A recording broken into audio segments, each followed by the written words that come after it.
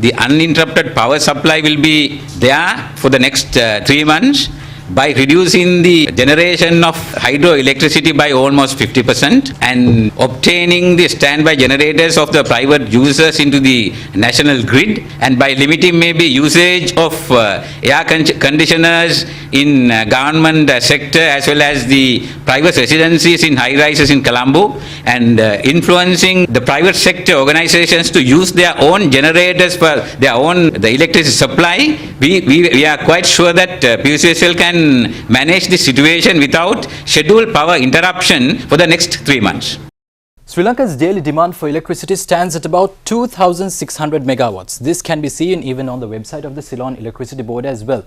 But if you take a look at how Sri Lanka obtains its power, out of this 2,600 megawatts, 800 megawatts can be obtained from the Norachole coal power plant. At the same time, we also have the option of going for renewable energy sources. We can obtain power from wind power plants, we can obtain power from solar power plants, and at the same time, hydropower plants as well. However, there is a certain limitation when it comes to solar power plants, because that can be used only within a selected time frame from morning until evening. Now, we need to draw your attention to the sequence of events that unfolded in late November and early December, because that was when the power crisis began unfolding in the country. During that period, Sri Lanka was facing two main issues. The first one being the dollar crisis. This meant Sri Lanka didn't have enough dollars to import fuel or essential items as well. At the same time, there was another issue that was crippling the energy and the power sector of our country. That was the strike or the trade union action launched by the CEB Engineers Union. They had launched this trade union action citing several demands. They were demanding the depoliticization of the appointment of the CEB general manager. They were also objecting to several restructural changes that were being made to the CEB, and even they opposed the agreement signed with the US company named Newsfirst.lk Energy to give away a 40% stake of the Kerawala power plant. To reduce the impact of the trade union action launched by CEB engineers, the Ceylon Electricity Board's general manager issued a circular on the 26th of November. Through this circular, he extended the powers of electrical engineers in the country. Now, incidentally, a few days after that, that was on the 2nd of December, we witnessed a breakdown taking place in Kadwala. And the following day in the morning, a complaint was filed with authorities stating that electrical engineers had not allowed this fault to be rectified. And the coincidence here is that on the same day, Sri Lanka experienced an island-wide power outage. And this was blamed on the breakdown in the transmission line running from Kothmale to Biagama. Now, a common word that we have often heard that officials often attribute is mafia whenever there is any issue coming up in the country. At that time, the Ceylon Electricity Board's general manager blamed this power outage and raised concerns, suspicion as to whether this power cut can be caused as a result of the trade union action. Apart from a ministerial level investigation that was launched into this, a complaint was even filed with the Criminal Investigations Department.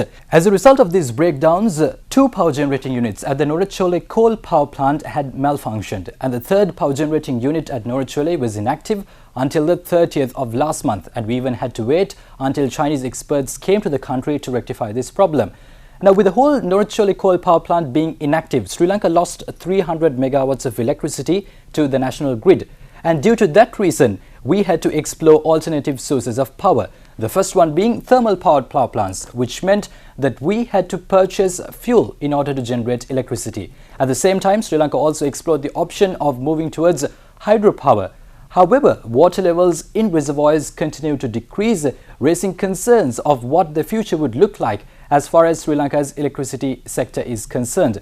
Now, interestingly, the Auditor General's Department published a report last month highlighting that there were several delays in terms of approving renewable energy projects. According to the report, they highlighted that 1,300 projects, more than 1,300 projects rather, were stalled since 2017. And if we look at the potential of these 1,300 projects, they can generate more than 4,000 megawatts of electricity. That's 4,018.84 megawatts of electricity to be precise.